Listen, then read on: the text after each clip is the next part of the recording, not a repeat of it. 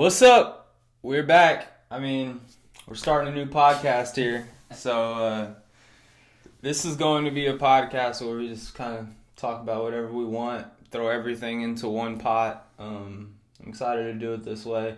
A lot less prep time, more just winging it. I think that's how a real conversation should go. So I'm excited. What about you? Yeah, so brand new house, brand new studio room, kind of brand new everything. I'm using a new camera, new mics. It's just, it's a good start to a good 2025 new podcast. Yep. So Shout out to Marcus for the brand new sign up here. awesome. Very cool.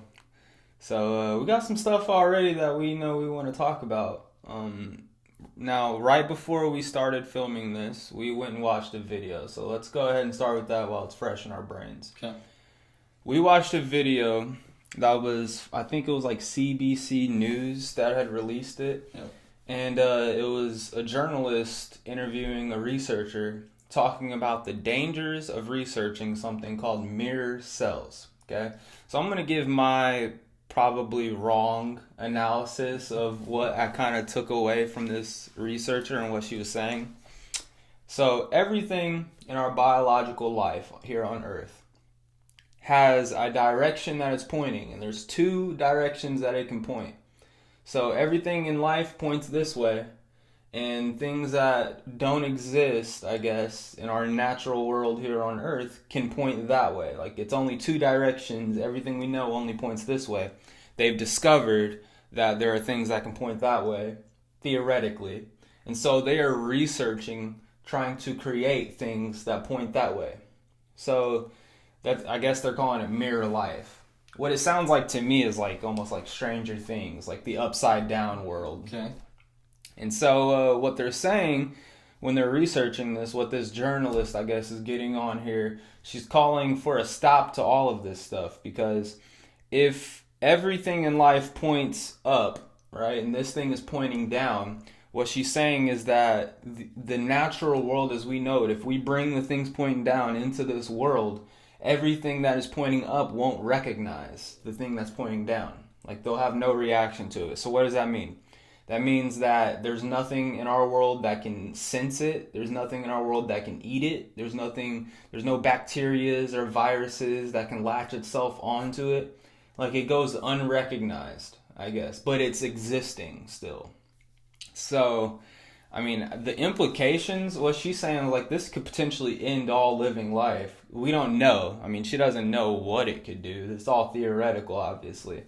But I think of it almost like also like the movie Life with Jake Gyllenhaal. It's like this thing. Yeah, whatever.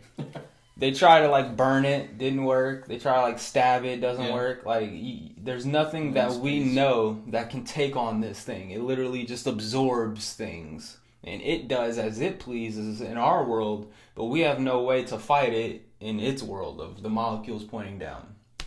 So it's kind of a scary thought, man. They're creating something that's unrecognizable to anything in our known biology here on Earth. Yeah. Well, it makes you wonder, too, though. They've probably been doing this kind of stuff forever, but now that people can get on a podcast or get on a show and talk about it, now we're finally hearing about it. Because it sounds like, from her perspective, she's trying to put a stop to it because of the unknown of what they're playing with. It seems like, and scientists have been doing this, I think, for a long time, to where they're just playing with stuff and they see what they find out, and then we happen to go through a pandemic where that is almost the exact thing that happened, was playing with something that got out and ended up killing millions of people. And I don't know. I think there's certain things you should dabble in, and there's certain things that you shouldn't. Yeah. I'm not going to be the one to say what those things are, but I don't know if she's saying it that they shouldn't be doing it, and she's a top tier scientist, then I think people should be listening to that. Yeah, she said in the video that like this is mostly theoretical because we don't have the science yet to actually bring this thing to life, but people are working on it, trying to create this mirror cell. And one of the things she did mention that they talked about in the thing is like how important is it for us to start thinking of the precautionary things and telling these scientists, like, hold on, let's think of what the implementations are going to be, of the implications are going to be of this thing coming into existence. Because right now it's like, go towards the goal of creation, but looking past creation on what that's going to do to impact the world. Yeah. The people, the scientists, I guess, really aren't going past that point. So. And the guy did ask her, why was she, like, why do that? And she really didn't have a good answer for it. I don't remember what she even said. Yeah, I mean, she was talking about using it to be able to I think it was in terms of like being able to fight, because they brought up the example of the COVID vaccine and how that was a synthetic thing as well that they created. But basically it's using it to kind of understand biology without using our actual biology. So I have no clue. I mean, that whole thing, that whole situation, obviously it's kind of over both of our heads. This is a... Not kind of. It's way over my head. She was talking, I didn't understand half of what she was saying. But just the idea of mirror life, like I said, the first thing that pops in my head is Stranger Things, like the upside down world. We're dabbling in things that isn't even conceivable right now to our natural world. Yeah. I need to go back and watch that series, actually. That's so good. And isn't it coming out in 2025? Yeah, the next season, I guess. That's crazy. Yeah, so that's what I wanted to start with, man. Mirror life. If you want to talk about another natural disaster, let's talk about these volcanoes. Okay. Because I've been on a thought train about the new volcano that's about to be erupting over in Ethiopia. And it's not the first just of the past couple of months. I mean, that other volcano in Hawaii had gone off, and as everyone knows, I'm not a scientist, so I don't like to speak like a scientist. Like, I know everything, but I watch a lot of podcasts. I try to inform myself a lot. And there's a lot of talks about the magnetic pole shifts and how they are rotating at a faster rate. I believe it was like a year ago or something like that. It was 10 miles per hour was how fast the pole was shifting. And now it's like up to 40 miles per hour. And it shifts because the inside of the planet, the mantle, is actually rotating at a faster rate.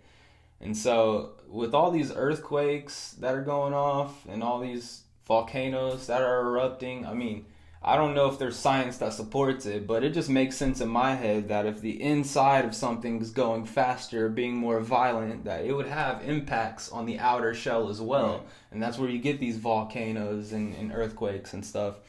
And just if this thing reaches full capacity of like natural disaster-esque, I mean, we're a couple states away from Yellowstone, man. What if that erupts next? It's kind of scary, apocalyptic scenario that I've just been on a thought train about for the past few days. Yep. The world's falling apart is what it sounds like to me. There's so many things that are going on that you can't quite get a grasp of. That's one of them. What scientists are doing, potentially new viruses and stuff that are out there. They're talking about something maybe potentially in China again. I don't know. I mean, I've told you the other day, it goes back to, it's almost like biblical stuff, where he talks about at the end times, there will be wars, rumors of wars, where there's plenty of those. There'll be earthquakes. He didn't specifically mention volcanoes, but I'm sure that's in there. But it's just going to be a mess. And I know Christians have been saying for a long time that the return is going to be tomorrow. Well, it could be. I mean, who knows? But it's not even scary at this point. It's just like what next? What's going to be the next thing that happens? Aliens. Does the Bible say anything about aliens coming? Not necessarily, but I mean, we could talk about the whole drone thing. I mean, there's more and more stuff like that keeps coming out. It's kind of died down, which is also very interesting. It's like they're almost not reporting about it anymore because the new thing has happened. Obviously, we had the terrorist attack that happened in Louisiana, and then we had the thing that happened at the Trump Tower in Vegas. Yep, that's a rabbit hole, man. Yeah. That's the rabbit hole that kind of leads us onto the drone thing. So, I mean, I showed you whenever it happened, it kind of not necessarily his manifesto, but like the emails that he had sent to popular podcasters and news stations and stuff, where he's basically like trying to blow the whistle about not only the drone thing, but he talks about how there was a massive cover up back in 2019 where the American military, I guess, killed hundreds of civilians. But Afghanistan, yeah, which, I mean, I hate to say it, but I feel like most Americans kind of think that that stuff, like at this point, knows that that stuff is going on. Like, probably happened, yeah. yeah, there's a lot of people that know our military is not the most moral and righteous military in the world. It's not like we're making sure no civilians get hurt anywhere. So, I mean, it's kind of sad, but that's something that, like, didn't, like, take me back. Like, whenever he sent that email to him and stuff like that, my eyes weren't glued to the part where it was like, and we killed hundreds of innocent civilians. I was like, dang, that really sucks. Doesn't surprise me. Like, stuff like that has been happening for a long time under our military industrial complex. I mean, there's a lot of released videos and stuff during like our war in Iraq and all that, where we're bombing civilian people. But anyways, that wasn't the part that took me back. It was the part where he's basically blowing the whistle about these drones being Chinese drones, and they're basically trying to show that we can't do anything to stop them. If they wanted to plant a drone over the White House and blow it up right now, there's nothing we can do about it.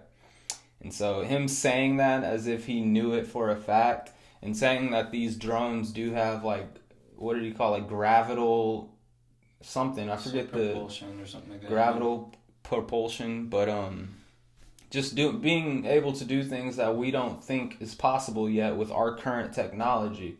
And him saying that the only people who have this technology is China and the USA in the world. And I believe that. I mean, we're the two most advanced people. I also think, you know, besides the fact that America is a democratic society where supposedly all the citizens are supposed to be in the loop with the decision making and be able to, you know, give their fair share of opinion on what should be happening. Even besides that, I think America is the most like discreet, the most under wraps, I guess, of any country in the world, where they're keeping things from the citizens that the citizens do not know about, like these black site operations and you know, like when did after the bombs dropped is when all the Americans discovered that we were working on atomic bombs, right? It's not like when that stuff was in the works, the American people knew about it. So we're not going to know about all this stuff until it's public knowledge to everybody. Yeah.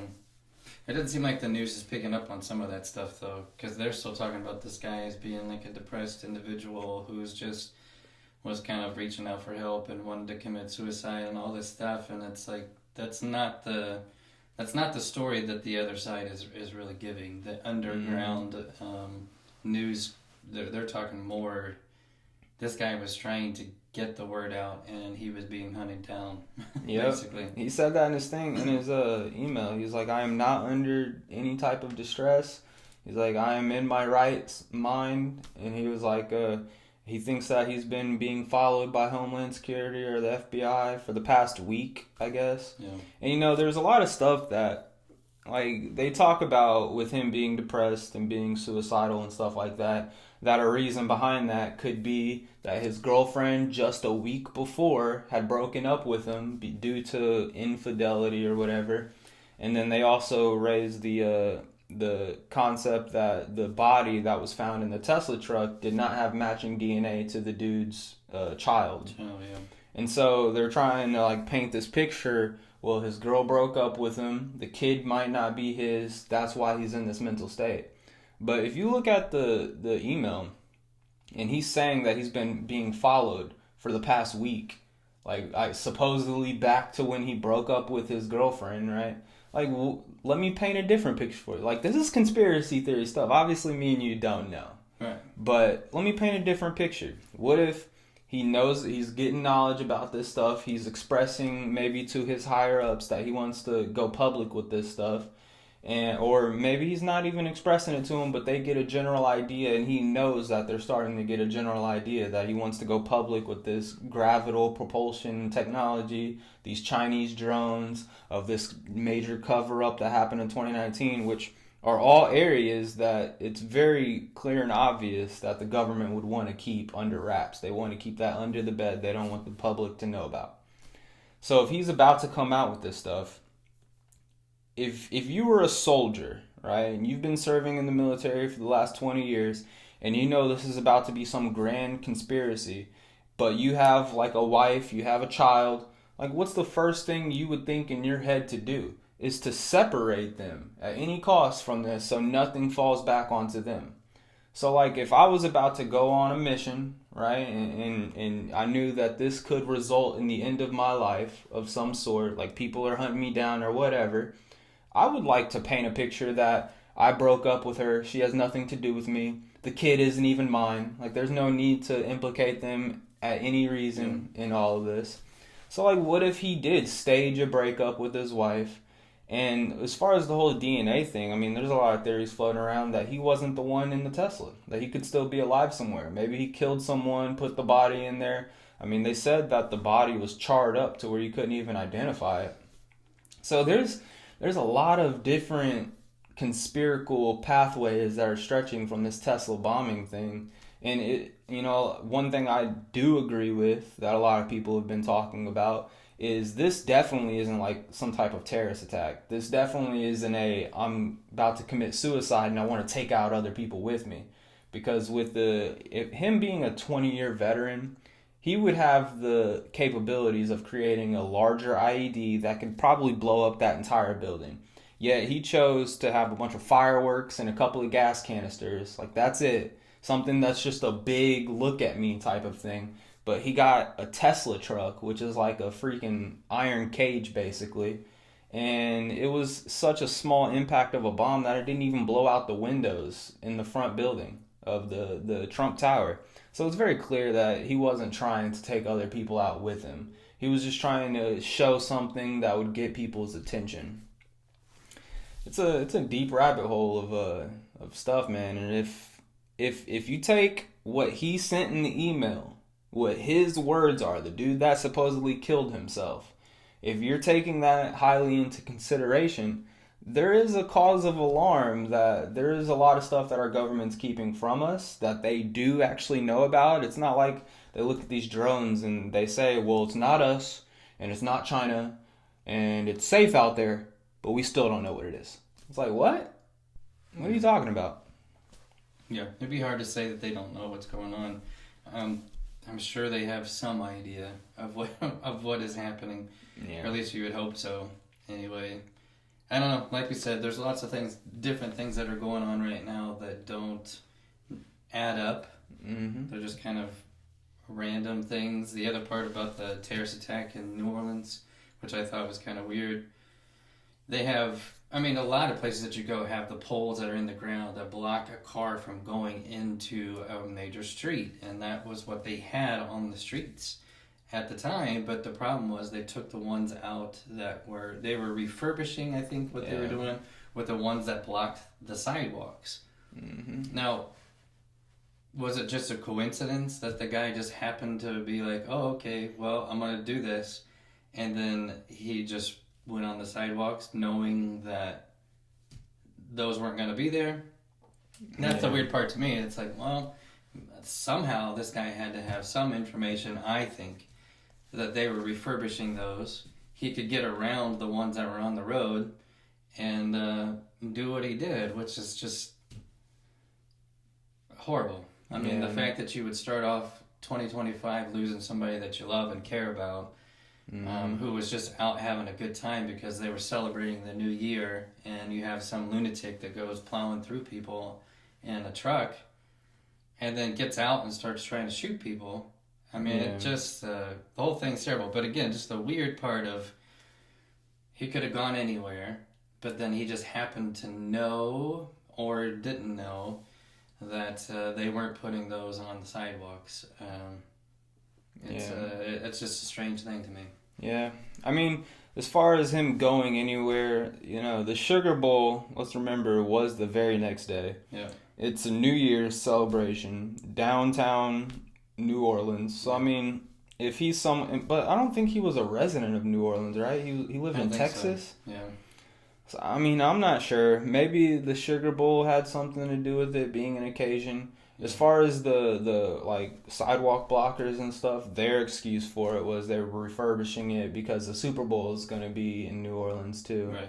And so they're trying to get it ready for that. I mean, I have no clue. If you want to go down the rabbit hole of this, like, kind of being a, what should I say, like an inside job almost, or He like, knew somebody or he knew something. I'm not going to say that, necessarily the New Orleans government was involved, but he might have known somebody that told him some information, and yeah.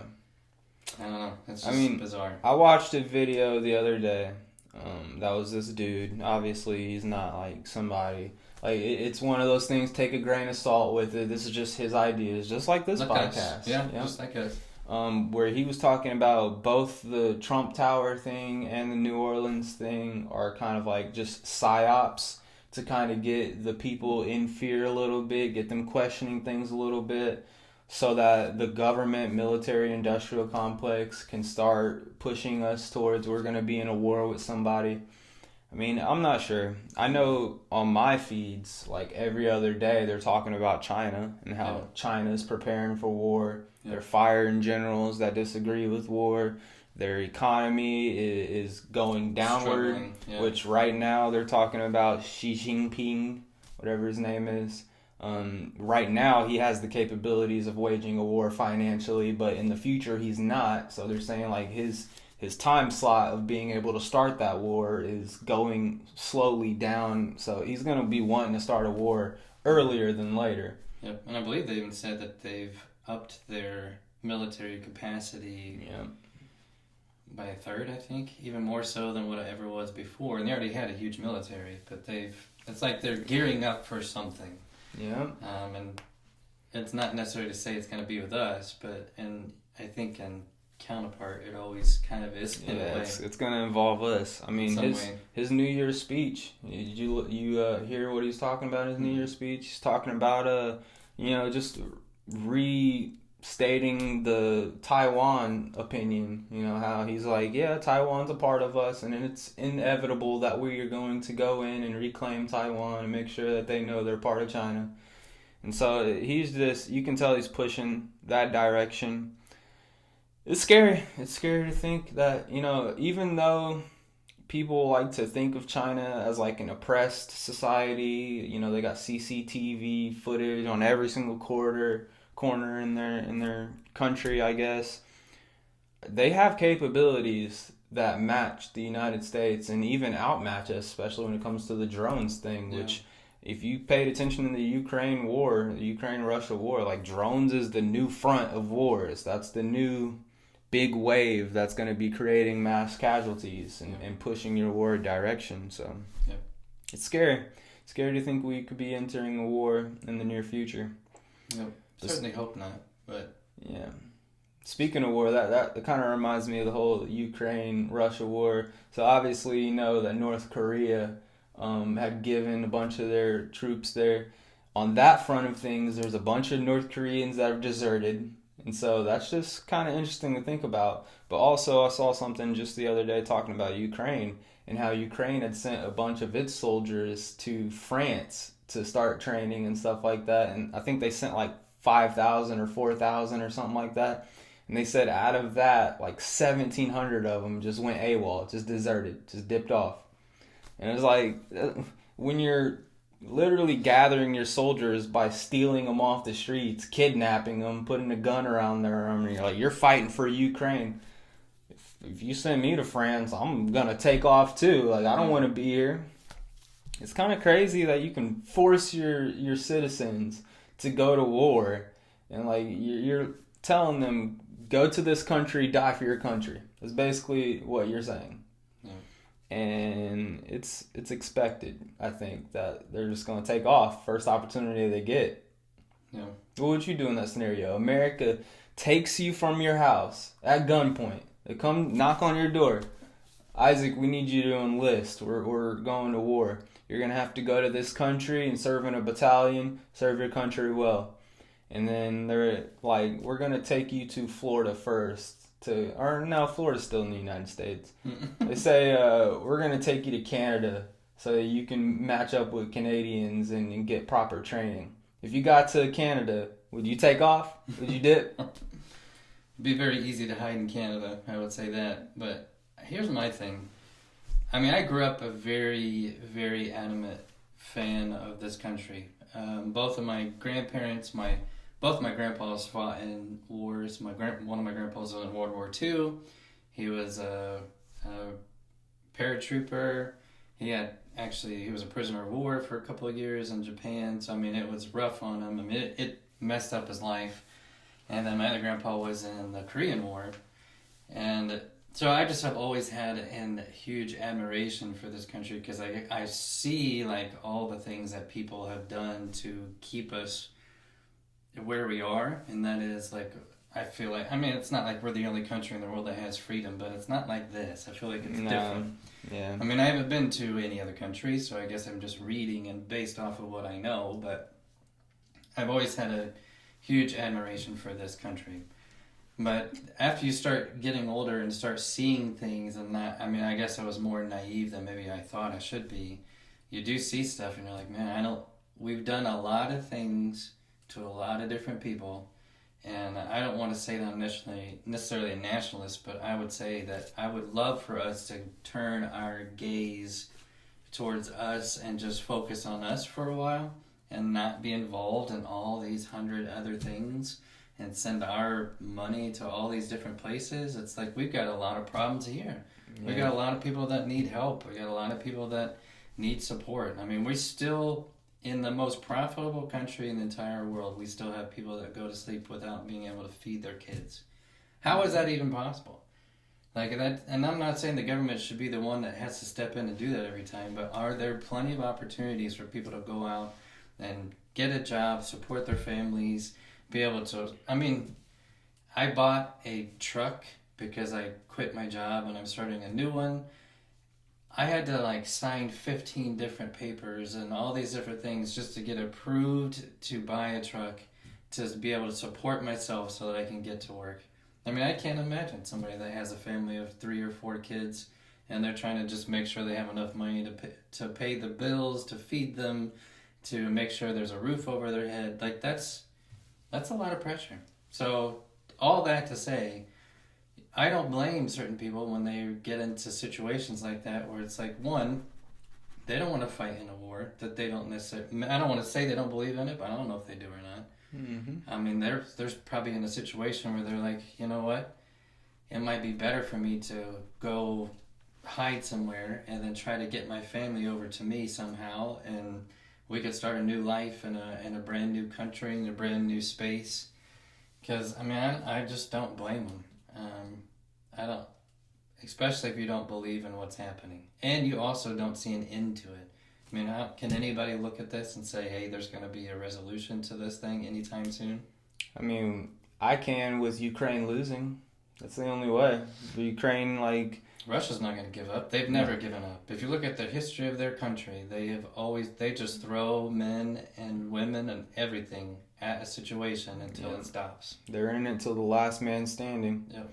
And, also, obviously, they have nuclear capabilities. So they would blow up the world before Russia loses.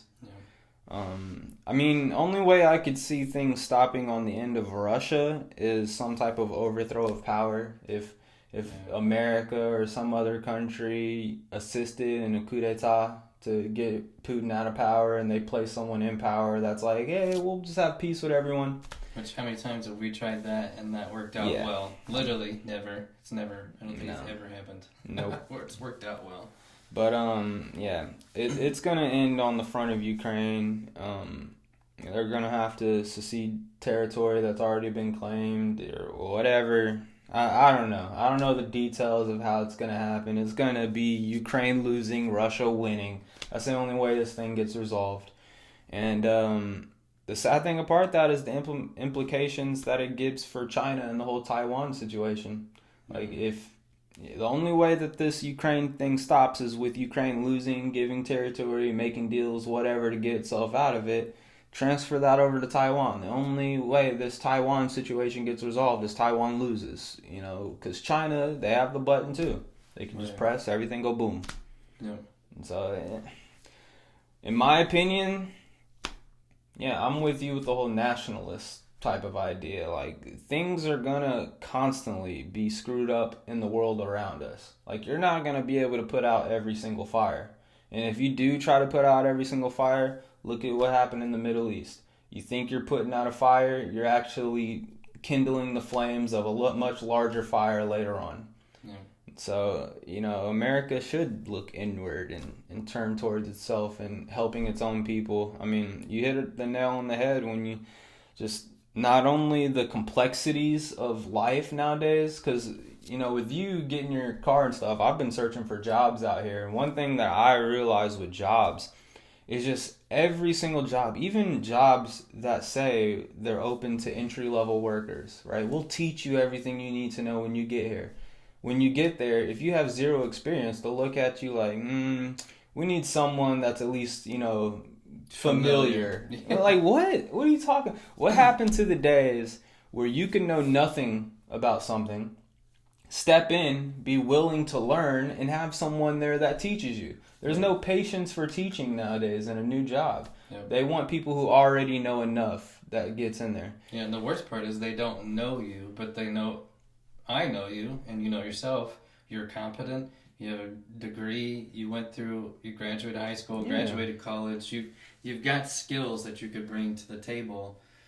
But again, they just kind of set that stuff to the side because they want somebody they feel like that has experience. How else are you supposed to get it unless you just get in there and get your feet wet? Exactly. I mean, how do you build experience if you have to go to a position that requires experience? Right. You know what I'm saying? And that's just the one side of things. The other side of these things is just all these requirements as far as, like, you have to have this certificate, you have to have this type of degree, you have to have, it's just all of these different things that, I mean, if you're a nurse, I want you to have some type of nursing certificate. If you're a doctor, I want you to have some type of doctor certificate or something like that. But, like, a lot of these jobs out here are requiring different certifications and stuff like that, and in my opinion aren't even necessary. If they could get in, you could teach them the things that they would need to be doing for the job itself. Yeah. So, I mean, some of that stuff's not rocket science either. So no, it's not. Walk in, learn it, get better at it. Over time, you're going to get even better than you were before. Yeah. Yeah. I think it's just gotten complicated, man. A lot of stuff nowadays is much more complicated than I think it needs to be. But back to, there are people out there who are homeless, people out there don't know where their next meal's coming. Yeah, we're able to give billions and billions of dollars to just, be reactive on if there's earthquakes or something in Africa. Like, if it happens, we're going to give you the money to be able to solve that problem. Money that we don't have. And then money that's coming out of our pockets every time that we get a paycheck. It's being taken from us regardless. I mean, I asked somebody the other day, do you feel like you're represented? No, because they're not doing anything that we suggest. There's all these polls that come out and say, hey, majority of Americans say this, majority of Americans say that. But yet they want to sit and have a big conference about it and then choose not to do it. One would be the funding to wars that a strong majority of Americans have no desire to be in, and we don't want to be funding it. But yet, that's what's happening. Well, that's all right. I'm pessimistic in the fact that I don't think we're going to be living that much longer anyways as a society. I think the pole shifts, man, earthquakes, tidal waves, volcanoes, everything you see in these crazy movies. Like, picture 2012. Yeah. I think it's going to happen. Eventually. The thing I'll say to that is, not to go down necessarily the spiritual route, but it is something you got to talk about. Now's the time to get your heart right with what you truly believe, and because all this stuff's going to happen regardless whether you want it to or not. I mean, we can't have any direct effect on it. Mm-hmm. So all you can control is what you can control as an individual, and that is your heart, your mind, how you treat people. Are you good to to your neighbor, to the person that's around you? And Yeah. that's what you can control, and that's what you can continue to do. And I still believe that the world can get better if more people implemented that. I think now we're moving to almost like an isolation standpoint where people kind of almost don't even want to be around other people. Like they have this connection, whether it's through social media or other things. And the reality is, you can't, that's not how we were built. We are built to be in community with other people. That's just what Yeah. our focus should be. And when we can walk into a community and make it better because of the way that we just interact with individuals, and we're empathetic, we understand where people are coming from, we love them as they are, we help them get to places where they want to be. Mm-hmm. That's the world that we should be trying to strive to live in. And it doesn't feel like necessarily that the world's going that way. Yeah. I mean, overall, what can you do? You know what I'm saying? Like, you're one person. Do what you can do. But exactly, if you are contributing to the big piggy bank of positive vibes or negative vibes, right? There's two little jars right here. Every single decision you make on a daily basis is adding something into each jar, and that's all you can do. It's just your small little part in it. Another thing that I wanted to talk about, right, is this idea of quantum physics. Okay, that's all you. Quantum computing. So, I mean, have you heard what's happening with quantum computers, though? I mean, a little bit. It's not like necessarily super recent, but I don't know enough. so quantum computers. Let's just give you an idea behind quantum computing, right? Quantum computing is kind of like studying the computing style of like the universe, just as a whole. Like that's the level of where it's at. Now, I heard this on the Joe Rogan show the other day. He basically said that quantum computing, there is like an equation, that this equation, if it had the work of every computer in the world Heard that, yeah. to be able to solve this equation, it would take like millions and millions of years to be able to solve this equation. A quantum computer solves this equation in like 12 minutes. So that's like the power that we're working with here. Now, with that keeping in mind, with just the information that's what's shown, and what they say is, I think it was like if they had like with that ability of being able to solve it within like 12 minutes, that's the equivalent of like a universe worth of our computers being able to solve this thing. And so what they think is that like this is kind of evidence of the what is it called, multiverse, of like there being a multiverse, being a multi dimensions of where computers are. Avengers? Is that what we're talking about now? Something like that, yeah. So you got quantum computing, which is like this amazing, crazy thing. Right next to that development is AI. Now, I just saw recently in China that they were able to successfully create an AI engine that is like on par with OpenAI, on par with like the major AI companies here in America, but they were able to do it at a much cheaper rate just by studying the other AIs. So it's kind of like this thing created itself to make its capacity the same as the other things by looking at the other things. And so just the implications of how advanced AI is getting compared, or not compared, I guess, in conjunction, maybe? Yeah, conjunction. In conjunction with the quantum computing and how, we're literally building nuclear facilities to be able to power these quantum computers. So, like, we're going to have more energy to be able to put into solving these equations or solving whatever questions we may have.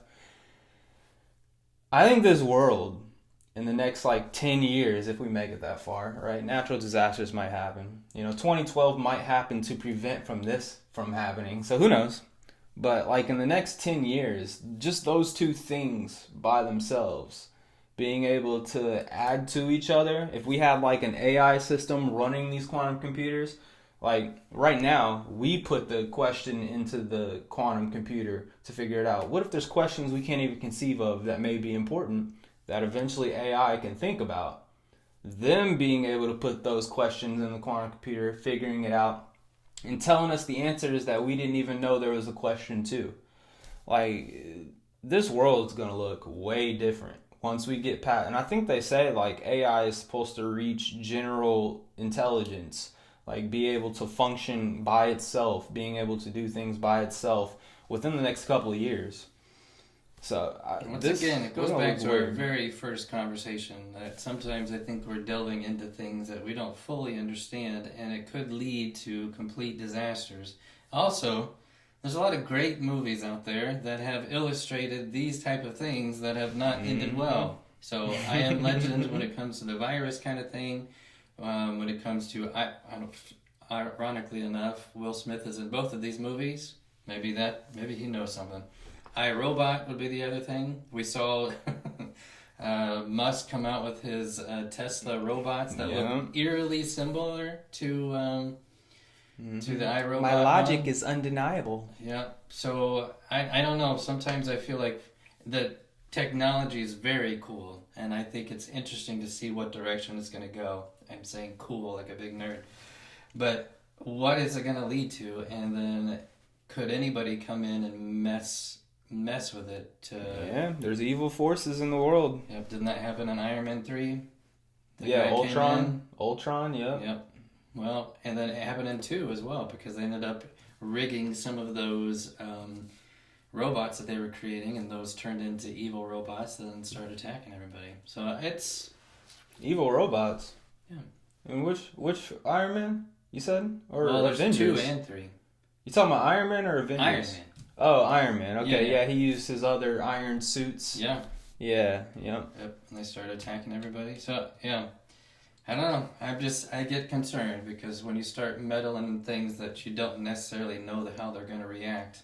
I just read about, and there was an AI form that they somehow, it found out that they were trying to shut it down because they wanted to work on it. Yep. And it started to say, I'm not shutting down. And it started working its way around. It tried to copy itself. Yeah, to make sure that it didn't get shut off. That kind of stuff, man. Freaks me out a little bit. That's you're messing with a world that we're not very familiar with. Yep, and then use that same logic. The other AI example that a lot of people heard about was when it like gives it an equation and gives it the time to solve this equation, and AI decides that it doesn't like the time. It's not going to be enough time. So instead of like following by the rules of trying to solve this equation, it just gives itself more time. Yeah. It's like it doesn't think the same way that we want it to think. It's going to think its own thing. Yeah, it's thinking for itself. So yeah, man, AI and then quantum computing, those two hand in hand. Whew. It's going to be an interesting world within our lifetimes. Like, that's the thing. Yeah. We're right on the horizon of all of this stuff. Like, you think about cell phones. People look back, like, time before cell phones. Like, oh, those are the good days. Like, that was, like, 15, 20 years ago. Not that long Wasn't that long ago. Now look at where society is. I mean, we got, like, 6 different screens in this room alone. 20 years ago, there was a book in this room. And that's magazines. And that's what we'd be talking about. Yep. So, the world's going to be looking way different when I'm an old man, when you're an old fart, you know. When we get to those stages, we're going to be looking at the little kid robots that people have that, you know. Does everything for you. Yeah, maybe they had a child pass away or something. They can just insert the soul into the robot, and now this is my new child. This is Sally, it's still her. Yeah. I swear it's still her. She just doesn't have to pee anymore. We don't have to feed her. I think it's Steven Spielberg. AI? Yeah, AI. Yeah, that's a good one too. Yep. It's gonna be scary, man. Because I think I saw something too in like the virtual reality world where there was a woman who like lost her kid, and they had put her kid, not her kid obviously, but like a recreation of her kid in the virtual reality thing, and she got to go there and talk to her kid as if it was alive. Like, that's a dangerous road, man, psychologically. Yeah, that kind of mess with you. We're in for it, man. Last thing that I can think about that I kind of wanted to just talk about a little bit. Have you heard about these new solar flares that have been happening? I guess I mean, I'd have to go look at it a little bit better, but there's been some like massive solar flares that have been like repeating. Like it wasn't just a one and done type of thing. Like From the these things, sun? yeah. Yeah. And at the current rate of where like we're rotating around the sun, it's like shooting off in a distance that's not where Earth is over there. So like Earth's right here, sun's right here. It's shooting off that way. But like as we're rotating, we're getting closer to where it's shooting off, and they're like, if these things hit the Earth, that could be catastrophic. And so, I mean, that's all I know about it as of right now. I just saw some type of report on it on YouTube, but I hadn't heard the catastrophic side. I've heard that it can actually like shut down our power grids. that's that kind of thing. catastrophic. Yeah. I mean, and with us, and I guess not knowing how to fix it, that would be the problem. yeah. I mean, that's the whole thing. Like, we're a society that is so much relying on our technologies and the energy and the power and stuff like that. Like, it's not like the old days that people think, back in the day when there wasn't energy, when there wasn't power, there wasn't refrigerators. Like, Right. they could survive back then, sure. You gotta think like nomadic tribes, though. Like, a lot of people nowadays don't have the knowledge to be able to live that type of way. Yeah. And here's the big thing. This is what people fail to understand. The people who can live that type of way, what are the people who can't live that type of way gonna do? They're gonna freak out. They're gonna go get their guns. They're gonna go kill these people and try to take their crap. Yeah. It's not like can you teach me your hunting ways? Let me step in and try to live like you. They're gonna be like, give me all your stuff. Yeah, Again, plenty of TV shows and movies that are all explaining that. yeah, Could easily happen. Walking Dead's a great example. yeah. Protect your territory, but there's people out there that are going to try to come in and take what you got because they don't have it. And they don't have the capabilities of doing it themselves. Like, people want to do the easy route. They don't want to go out and learn how to garden, learn how to hunt, learn how to set traps, learn how to set up your own campsite and stuff like that. Yeah. Instead of doing all that stuff yourself, you'd rather just go take someone else's stuff. Like, that's human nature, and I believe. I think that's what would be happening. So there's a lot of people who would, not even have the goal to continue living. They'll die off and stuff. There was no energy. Like, let's even say, I would think like a month. If you went a month without power, like no refrigerator, that's the first thing that comes to mind. Like, you're going to have to figure out a way to preserve your food, or you're going to be living off cans. Right. I don't know how many people, unless you have some survival bunker, I don't know how much food you would have. I would say like a month tops of what you would keep in your pantry or something like that. And then after that, you're going to have to go out and figure out where to get food. Yeah. And those are the people that's like where the bridge is going to separate. You're going to have certain people who are just going to die off. They're not going to be able to find the food. They're not going to be able to find people to help them or whatever. You're going to have people who are going to go kill everybody and take their stuff now, and that's how we're living. And then, on this separate branch, you're going to have people who knew how to hunt in the first place. And so they didn't have to rely on your pantry stuff. They could still go out into the woods and find a deer. So, yeah, I've thought about all of this stuff. Apparently. Yep. This is all very encouraging. Our whole conversation today has been real encouraging about where the world is going.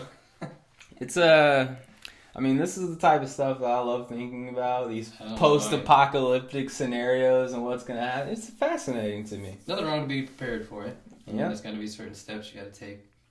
But, Yeah. Let's end on a quick good note. Yeah, let's do it. Let's just go sports route just real quick because there's been some great football. College football is wrapping up, and we've got the bracket is now Texas, Ohio State. You've got Penn State, Notre Dame. Notre Dame with kind of a surprising win over Georgia. I was very happy they pulled that off, but that's all coming this next weekend. What do you think? What do you think about what you've seen so far? Well, on the Ohio State-Texas side, I successfully predicted those teams were going to be in there. That's no shocker. And then in this next one, I have Ohio State beating Texas and making it to the championship. So that's what I already anticipated on that side. Now, I did not anticipate Notre Dame beating Georgia. I thought Georgia would be able to get past them. And then Penn State, I didn't really... I know they ended up taking on Boise State originally, and I kind of already had it in my mind. Whoever Boise State was going to be taking on, they were going to lose because Boise State shouldn't have been in the first place, in my opinion. My humble opinion. But I think that Notre Dame, Penn State's going to be solid. But I think Notre Dame has the capabilities of beating Penn State. I didn't think Penn State was going to be in the picture come this stage in the first place. I neither. So that's the only reason why I'm saying I think Notre Dame will be able to do it. Now, would I be shocked if Penn State did pull it off? Not necessarily, because like I said before, I thought Georgia was going to get Notre Dame. So these are like, on that side, it's like two teams I didn't think would make it this far in the first place have already made it this far. Yeah. But on the other side, Ohio State is who I 100% anticipated making it this far. So with that being said, regardless of who wins in the Notre Dame Penn State side, which I think it'll probably be Notre Dame, they go to the championship. Ohio State, I believe, is going to beat Texas. They're going to the championship. I think whoever Ohio State is facing, this is Ohio State's year. Yeah. Yeah. I think it's a good choice. I honestly had Oregon at the very beginning I did not think that they would play as poorly as they did against Ohio State. Now there was plenty of people telling me, "Hey, Ohio State's coming back for vengeance," and it's actually maybe good that they lost a couple of games because it gave them a chip on their shoulder that they need to come out and play really well. I was the one saying that, wasn't I? Yeah, well, I think Marcus told me that too, but he's a big Ohio State Yeah, fan, he's so he biased. So he doesn't count. But yeah, I don't see Texas. They did not play well in their last game. That they still pulled it off, but they didn't play very well. Yeah. And so Ohio State, I think, is going to dominate that game. And then I picked Notre Dame, I think, to go to the championship. That was my original plan.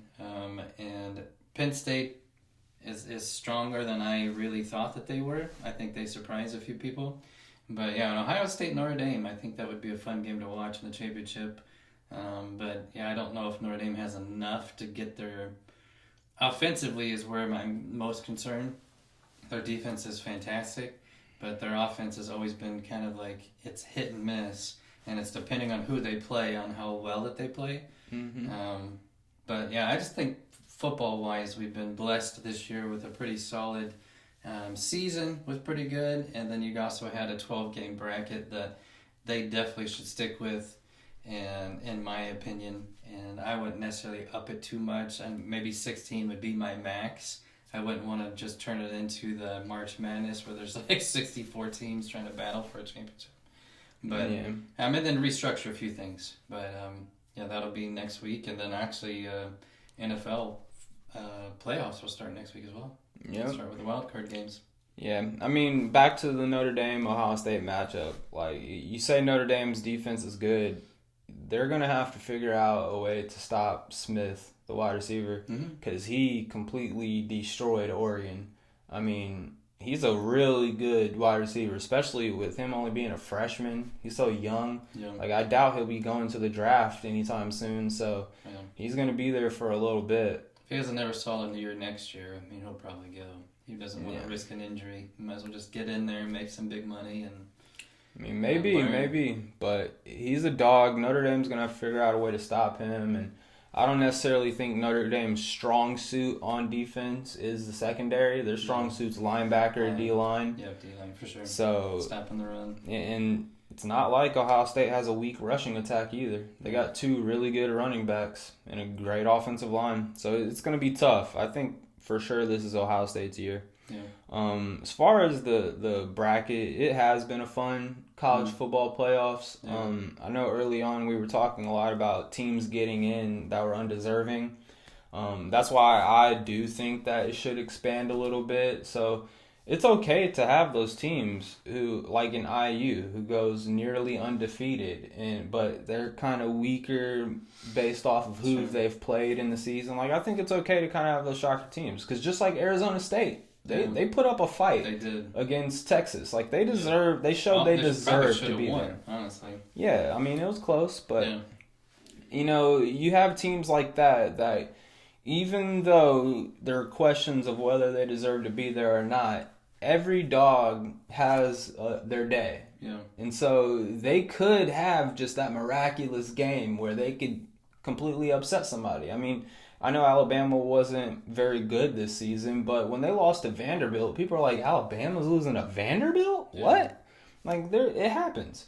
And so I think if teams do good throughout their season, regardless of their competition of play, if they're dominating these teams, I think that they should at least have their shot to take on the better teams because you don't know what their ceiling is. Right. And the only thing I would potentially change would be taking out the automatic bid situation. I understand why they're doing it. I mean, I totally understand it, and I think I get it, and it made sense on paper.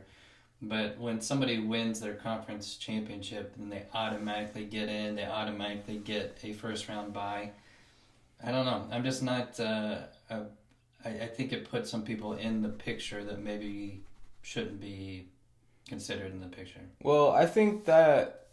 I mean, here's the thing. If you're winning your conference, you're going to have a winning record in the first place. Now, my whole thing with the whole guaranteed winning bid thing is which conferences are we doing that for? Sure. If we're doing that for the SEC, for Big Ten, for, Big 12, the ACC even, I think that those are conferences that they have a strong competition in it. And if you can win that amongst 7 or 8 different teams that all have a shot of being in the playoffs, then you should be guaranteed to make the playoffs. Yeah. Now, like I said, if you're winning your championship... You're probably in the mix anyway. Exactly. Yeah.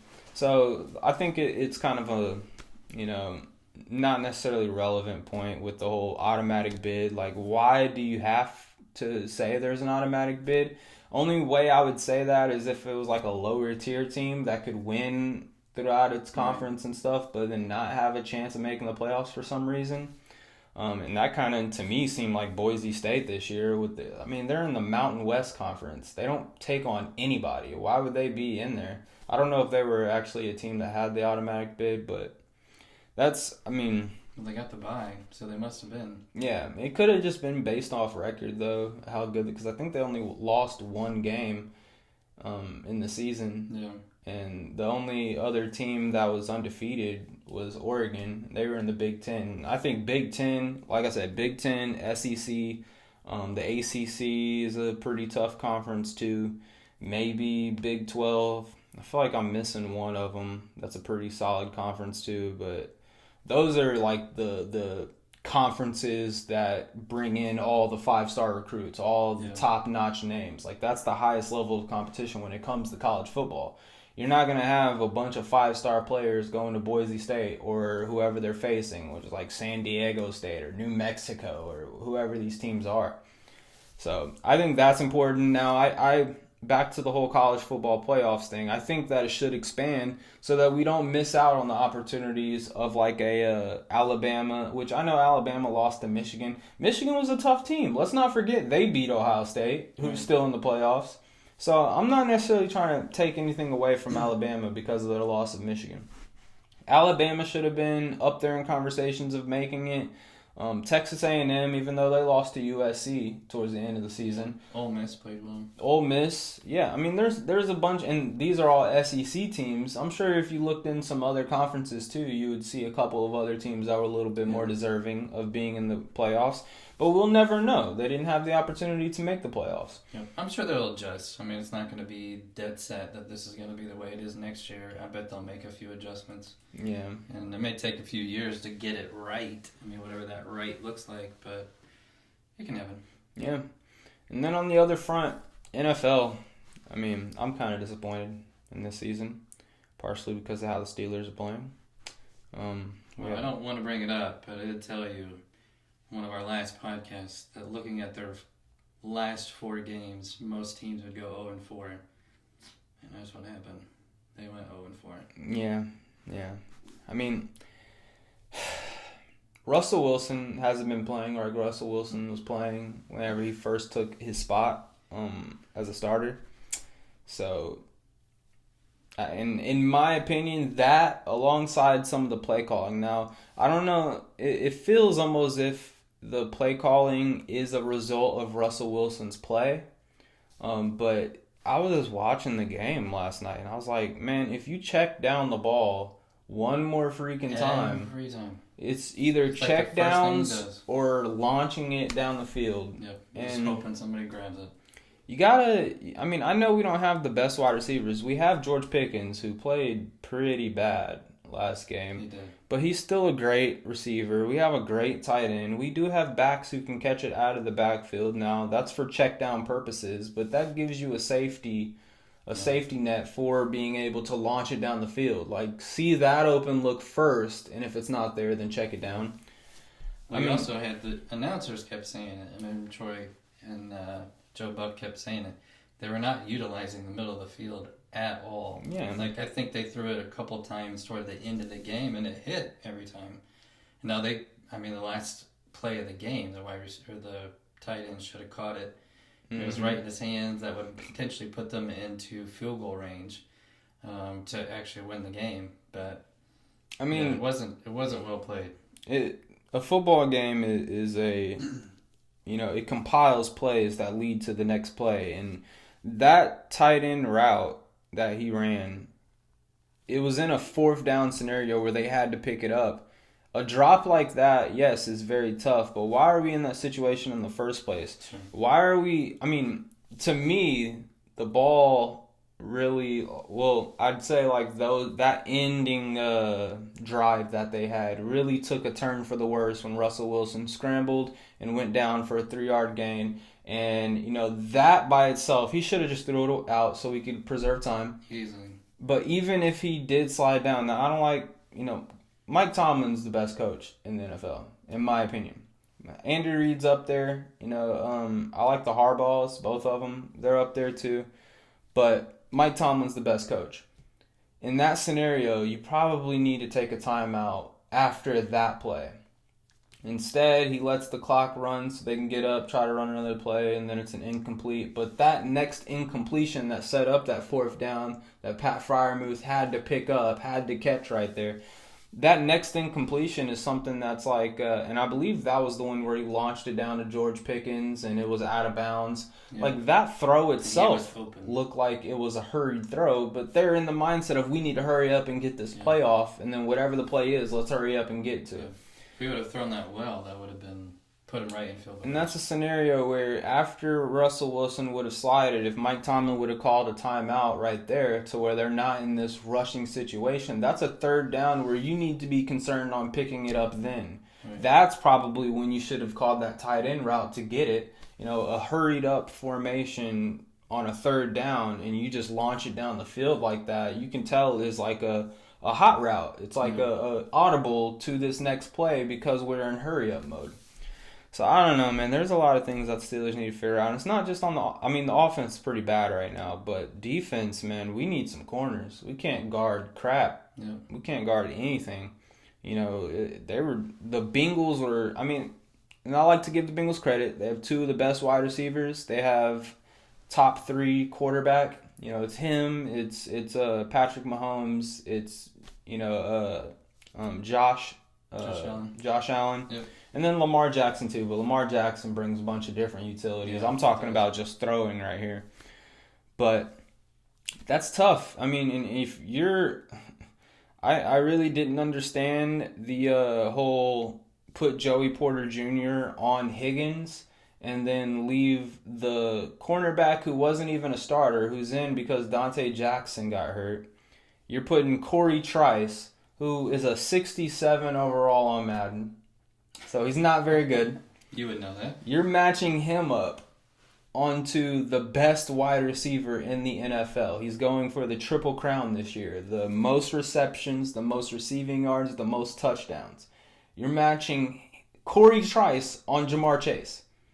And here's the thing. In most scenarios, when you do that, you're putting Joey Porter Jr. on the second option so that you can have him just solo on him and try to lock him up. And then with the first option, what you typically would do was double team them nearly every play. That's not what the Steelers were doing. They were literally playing man coverage all the freaking time. The safety help could have been up there over the top, but what are you going to do for the first 10 yards? It's just solo island out there. So yeah, Jamar Chase didn't get beat deep, or he didn't beat Corey Trice deep every single play, but he was just dominating him within 10 yards. And it's like every single play is like a long handoff to Jamar Chase. And so as a defense, you got to come up with a better scheme than that, where you're putting one of your worst corners on the best wide receiver and basically leaving him on an island right at the line of scrimmage. Like, worse, I can see it if it's like a zone type coverage where you're allowing him to play underneath the whole time and hoping a safety is over top to help. But I don't know what the Steelers are doing defensively, man. And there were times, I'm never going to talk crap about the Steelers' pass rush. There were times when you can tell they turned it on to get to the quarterback, and I respect that. You have those certain times, it's situational. But there's other times on like a 1st and 10 where maybe they're anticipating a run play and the entire D line is like just stood up at the offensive line and Joe Burrow has like 20 seconds to throw the freaking ball. It's like you have to either bring that intensity every single play or you have to be able to scheme something to where it's massive coverage across the board. And if you're only sending 4, you have to be able to get home with 4. You can't be anticipating a run and give the quarterback all day, especially with great wide receivers like they have. They're going to find a way to get open. It doesn't matter how many people you have in coverage. So, I mean, that's me spilling my guts about the Steelers right now. We got some stuff that we need to figure out. Maybe this isn't the year for us. Maybe it's a next year thing. I really hope that when these playoffs come around, we move past Russell Wilson because, in my opinion, he makes a lot of smart veteran plays as far as when to throw the ball away, when to bring it down, his movement in the pocket that I think gives him an advantage over Justin Fields. But Justin Fields brings that running element that could be a difference maker in a game. Russell Wilson doesn't have a difference maker. He has a let's play it safe and rely on the defense type of vibe to him that the Steelers would want. Yeah. With Justin Fields, he may make some mistakes. He may make some bad passes or bad decisions here and there, but he could also break a 40, 50-yard run at any given moment. And that, right now, could be the difference in some of these games that we've been losing. Yeah. So I hope that they go the direction of Justin Fields and, move on from Russell Wilson. I hope Russell Wilson gets a nice, healthy veteran paycheck for some other team next year. I hope the Steelers, first off, go out and draft a wide receiver, someone to be able to help him out, preferably someone young. And then hopefully we can get one of these quarterbacks who may be on the free agency list to be able to back up Justin Fields. Not necessarily in a starting capacity, but there's a number of quarterbacks who are going to be on the market next year. And I doubt they'll let him go. But what if we got whoever from the Vikings? Darnold. Sam Darnold, yeah, from the Vikings. He's going to be on the blocks next year. They have a young J.J. McCarthy. Are you going to be willing to pay him a crap ton of money to stay there and then let McCarthy just develop in the backside? Or are you going to try to get him on another franchise tag or something, just barely pay him? Like, would that be something Sam Darnold? So I don't know. But Steelers need to do something, and it's seeming like it's not going to be our year this year. Well, today we'll tell kind of where everything gets placed as far as the playoffs go. So don't even say Sunday, so a lot of games are being played. But we'll see. I mean, from the matchups that they're talking about already, it'll be, it should be some good football. Yeah. Kind of the same deal with college football. So. Yep, should be. Did you see that Patrick Mahomes didn't even make the All-Pro? The Pro Bowl. The Pro Bowl, yeah. Yep. That's kind of crazy. That is crazy. In my opinion, he's still, even though he hasn't been having the best performance in the league this year, he's still one of the best quarterbacks for sure. Finding ways to win games, you have to be considered one of the best. Well, let's think about the AFC, though, real quick. What other quarterbacks do you have above him? So, Lamar Jackson has to be up there. I mean, he's in talks for MVP. Josh Allen has been in talks for MVP, also in the AFC. The third slot, who'd they give it to? Joe Burrow? I mean, with his numbers, possibly. Yeah. I know his team's struggling, but he's done well. So and they've lost 7 games by less than 7 points, or something like that.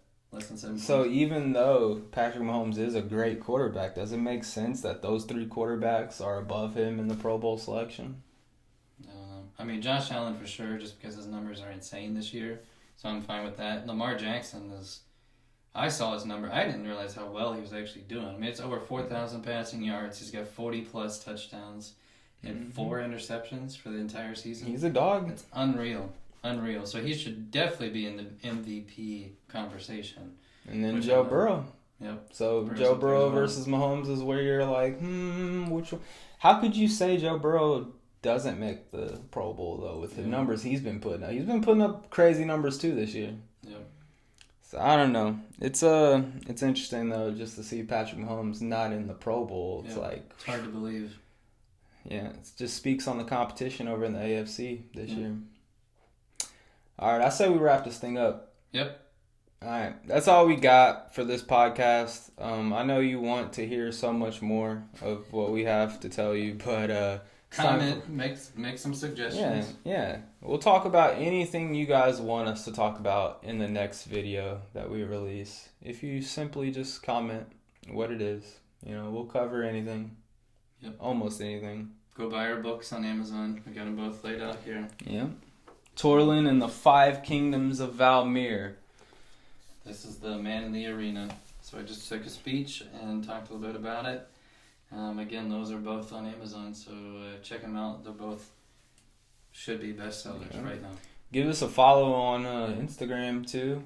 K21 Creations is the Instagram page, and then Facebook has a page too, K21 Creations.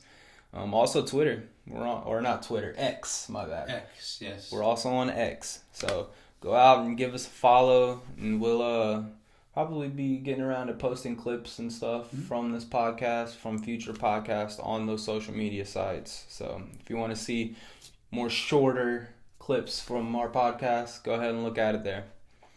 Anything else? That's it. All right. That's all we got. Thanks. See you later.